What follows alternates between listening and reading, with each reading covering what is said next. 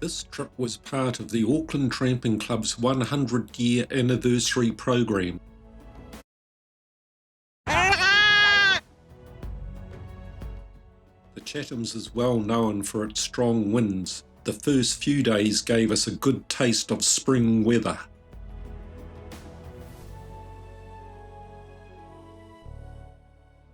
Join us as we explore this little visited part of New Zealand.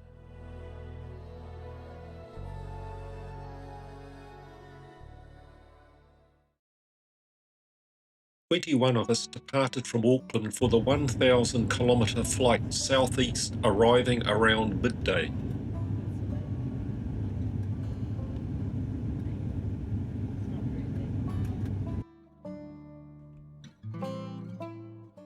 After arriving at our accommodation at the Hotel Chatham, we had a quick lunch and then set off for a short trip to the Hinga Scenic Reserve.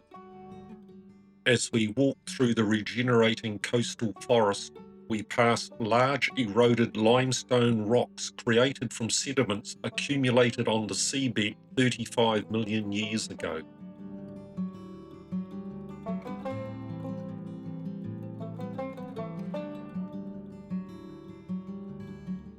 A quick stop at the windswept Whenuahau Point provided views south down to Whitianga and Point Weeding.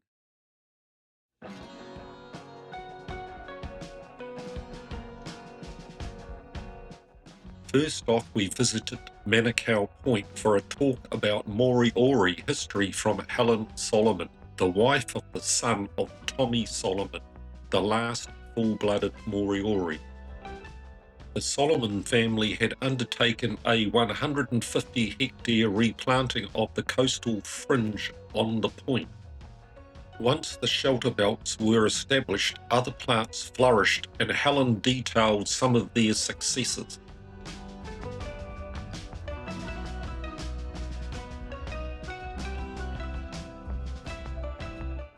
A 30-minute drive north to Blind Jim's had us walking down the beach, searching for fossilized shark's teeth. We had a fabulous barbecue lunch hosted by Lewis, Val and Monique Kroon.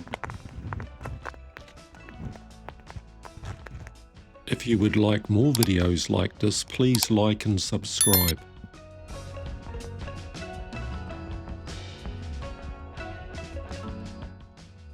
Next stop, the Hapupu Reserve at the northern end of the Tifanga Lagoon sandspit.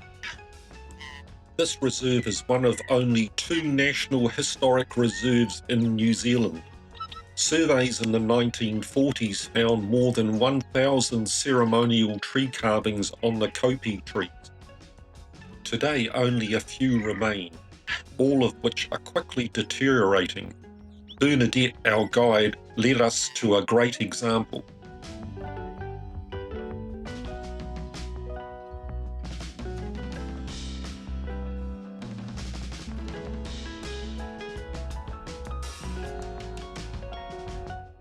On the way back to Waitangi, we stopped at the Ocean Mail Scenic Reserve for a few short walks through the bamboo rush, an endemic plant that creates peat meters deep.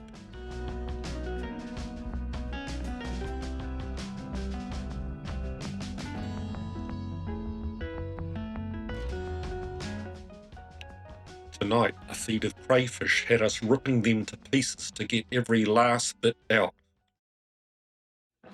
A reasonable weather forecast had many of us booked on the trip to Pitt Island. Usually you would fly over, but the plane was unavailable.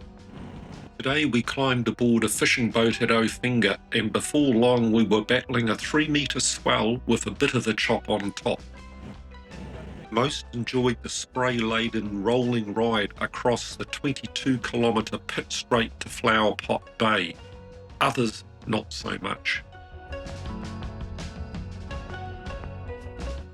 Once we arrived at Pitt, it wasn't long before we boarded 4-wheel drive vans.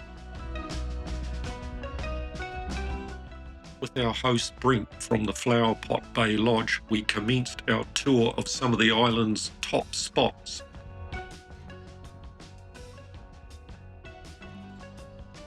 First off, we travelled south out to Glory Bay, the site of the 1827 wreck of the 100-ton brig Glory.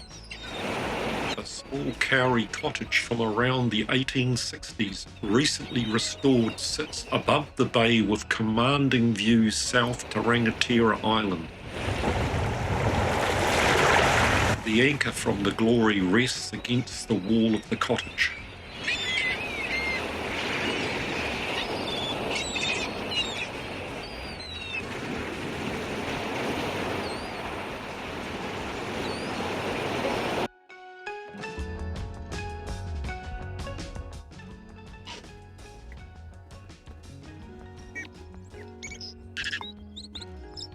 This 53-hectare predator-free bush had plenty of bigger Chatham Island tuis and tomtit, which are only found on Pitt, Rangatira and Mangere Islands.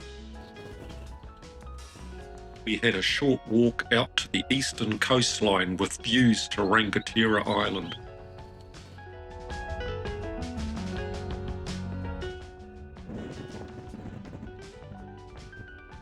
The views from above this windswept, westerly-facing bay are spectacular, with Moriori Island 4 kilometres to the west.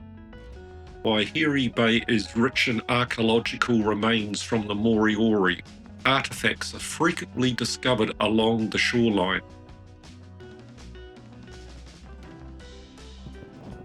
There wasn't quite so much rocking and rolling on our return boat trip.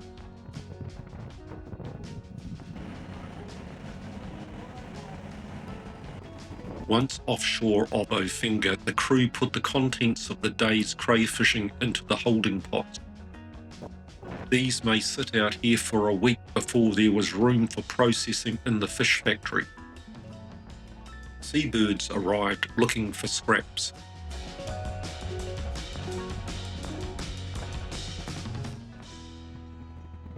This Pitt Island excursion was one of my highlights of the trip.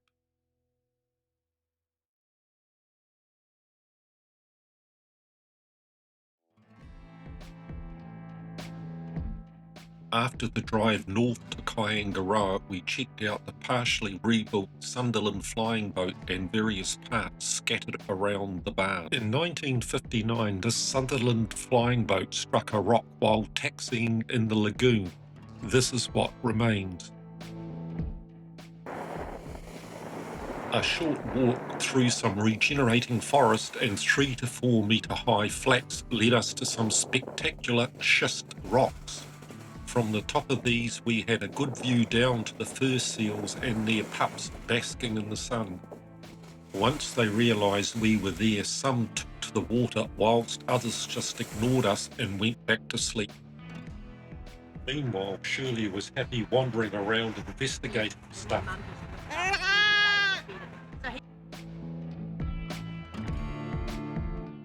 We now travelled west across the top of the island to Cape Young and wandered up the paddocks to Pahina Hill.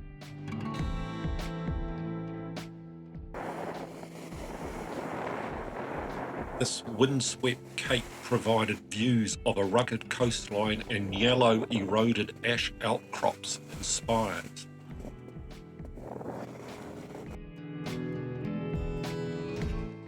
We had great views across the breaking surf to white sandy beaches as we returned to check out Splatter Rock. Splatter Rock is a spectacular basalt lava formation which was formed under the sea 5 million years ago. This pillow lava spread from the centre, resulting from the rapid cooling of a fast-moving lava flow.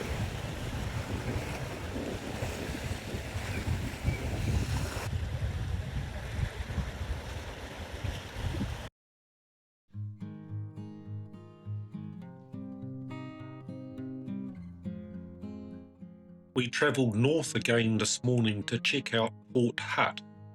Numerous beach wrecks provided us with plenty of photo opportunities.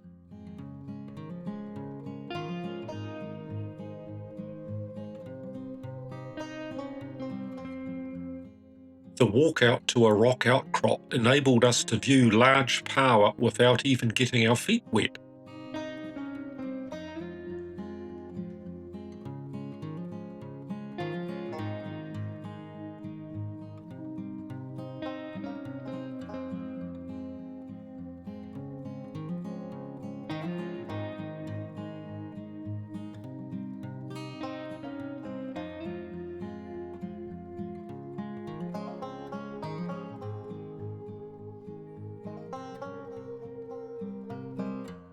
This cottage was built in the 1870s by German missionaries from local stone and has been used as a residence until recently.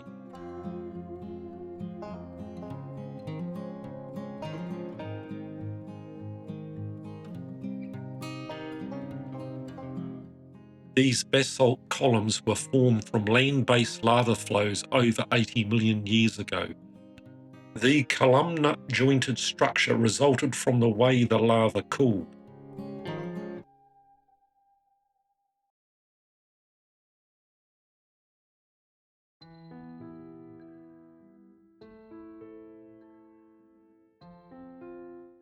Today we had the opportunity to stretch our legs on a decent length walk. We started with a 1 hour, 4.6 kilometre walk across paddocks and regenerating scrub to the reserve enclosure. Another hour along the west boundary track had us crossing into the reserve to start walking the southern track.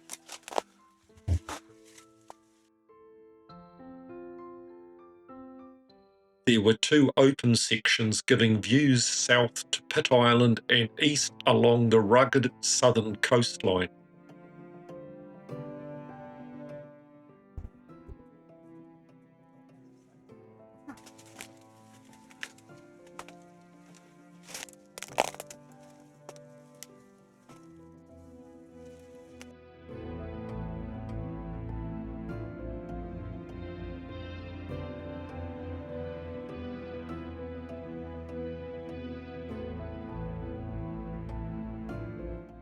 A few keen fishers and photographers spent the morning fishing instead of a hike. As soon as a line was thrown over the side, 1 or 2 blue cod were waiting for a boat trip. In short order, a good feed was ready for filleting. The crew also had a holding pot to pull up for processing.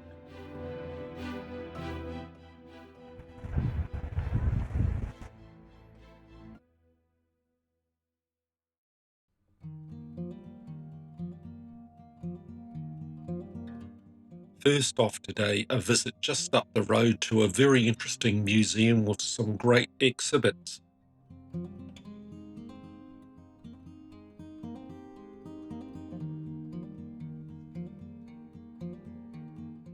Next, we visited John and Bridget Priest's grand design home for morning tea. We learnt about their challenges building during COVID and the huge 120k cost of getting building materials from New Zealand and installing solar and batteries for off-grid living.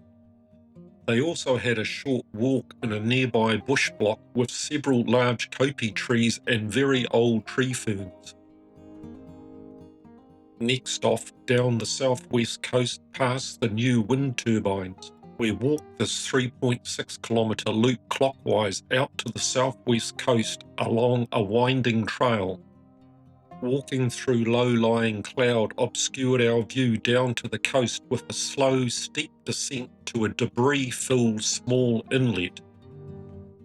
We returned following the Awatotra Creek through bush and regenerating scrub back to the bus.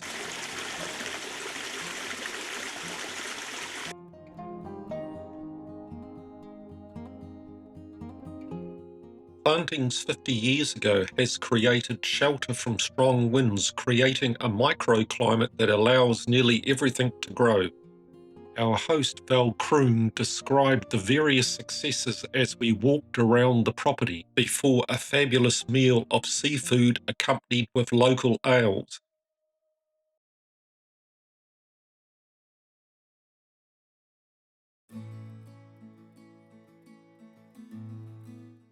A cruisy day today before going to the airport.